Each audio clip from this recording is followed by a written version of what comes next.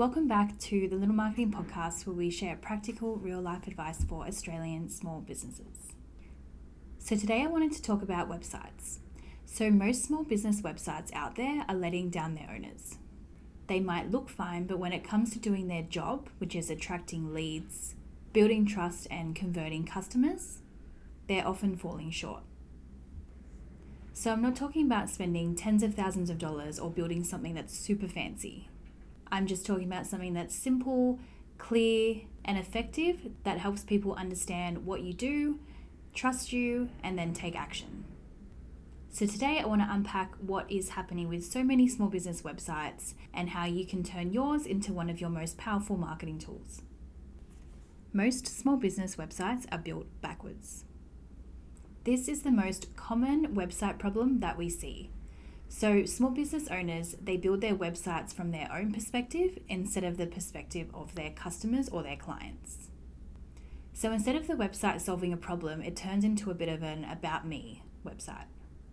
It's filled with things like, welcome to our website. We've been in business for 15 years. We pride ourselves on great service. And there's nothing wrong with that, but your potential customers or clients aren't there to read about your resume. They usually have a problem that needs fixing today. If you think about how you behave online, so if you were to Google a local plumber, it's not normally because you're just curious about their story. You just want your hot water working again, or you want your leaking tap fixed. So as an example, there was a local landscaping company and their website homepage read, creating beautiful outdoor spaces since 1998. And that sounds fine, but it doesn't connect with what the customer is actually searching for. So we changed it to, we design and build backyards across Sydney's North Shore, from courtyards to complete outdoor makeovers. It was clear, direct, and location-based. The goal is to make your customers or your clients say, yep, that's exactly what I'm looking for. So if your homepage doesn't clearly say what you do, who you do it for, and where you do it, then that's the first thing that you need to fix. It's too hard to navigate. So this one is a massive problem. Your website should be as simple as walking into a cafe. You want people to instantly know where they are, what's on the menu, and how to order. So many small business websites make their users work way too hard. There's too many words, there's too many menu items, there's too many drop downs, there's 15 clicks before you even get to the contact information. Usually, if a customer or a client can't find what they want in under 10 seconds, they're going to leave your website. So for example, take a bookkeeping business. So their website had several different drop downs under services, from payroll to virtual assistants, and it was just really overwhelming.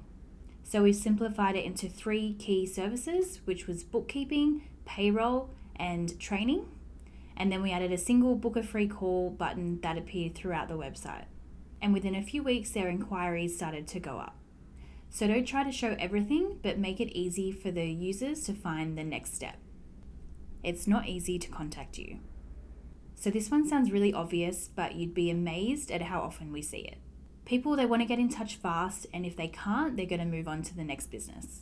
You should usually have your contact information visible on every page, even if it's just on the footer, and it should include your phone number, your email, your address. You could even have a short contact form where they can fill out their details, and always make sure that they work on mobile as well.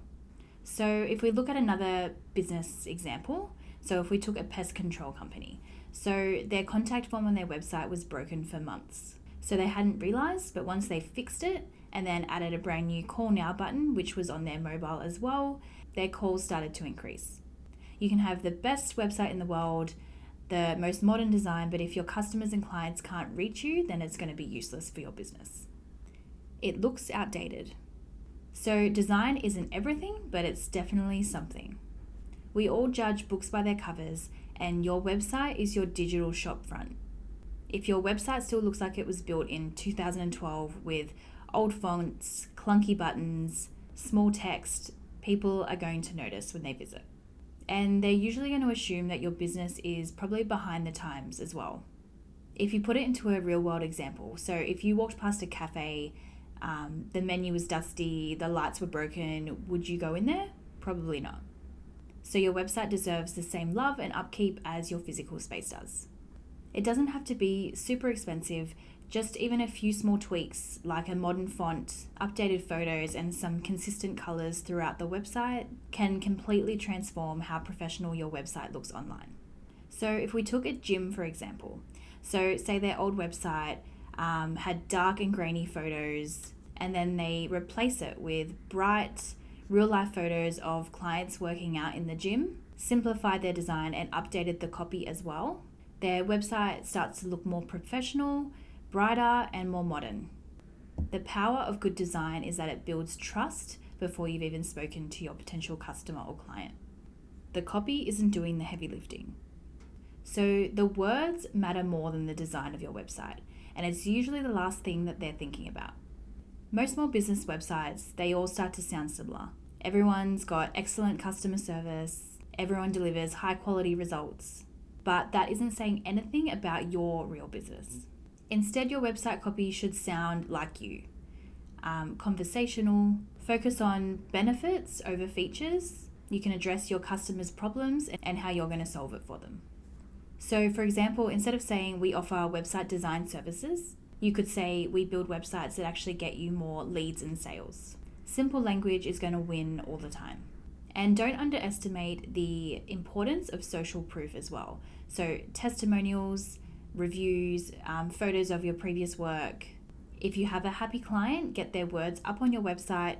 People trust people, not claims. It's not optimized for mobile. So if your website isn't mobile friendly in 2025, then you're in trouble. More than 80% of website traffic in Australia currently comes from mobile phones.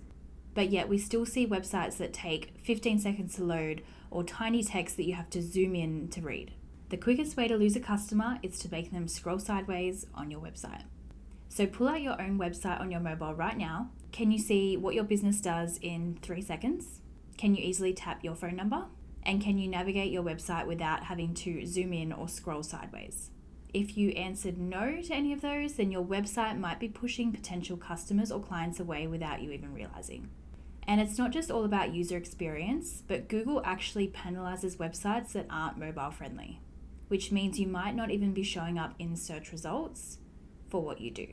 You're not tracking results. So this last one's huge and something that most small business owners don't really think about. If you don't know what's happening on your website, then how do you know if it's working? Even simple tracking through Google Analytics or your website's dashboard can show you where your users are coming from, how long they're staying for, and what pages they're clicking on and looking at. So if we sum up today's episode, if your website isn't working, it could be 1, because it's written for you and not your customer. 2, it's confusing and hard to navigate. 3, it's hard to find your contact details. 4, it looks outdated. 5, the words don't really connect. 6, it's not mobile friendly. And 7, you're not actually tracking what's working and what's not working. So you don't need a super fancy site, you just need a smart one. A website that clearly tells people what you do, how you can help them, and why they should trust you. Because at the end of the day, your website is there 24/7 representing your business, and so it deserves a bit of attention and upkeep. So if you're listening to today's episode and thinking, yep, that sounds exactly like my website, don't stress, you don't need to start from scratch, just small steps. Update some of your headings, add some call to actions, refresh your photos, and make sure that it looks good on mobile as well. So thanks again for listening to today's episode, and if you found it helpful, please share it with another small business owner who may be struggling with their website. You can listen to all of our episodes on Spotify, Apple Podcasts, and YouTube. You can also follow us on socials. Send us an email at ask@littlemarketing.com.au, or even visit our website at littlemarketing.com.au.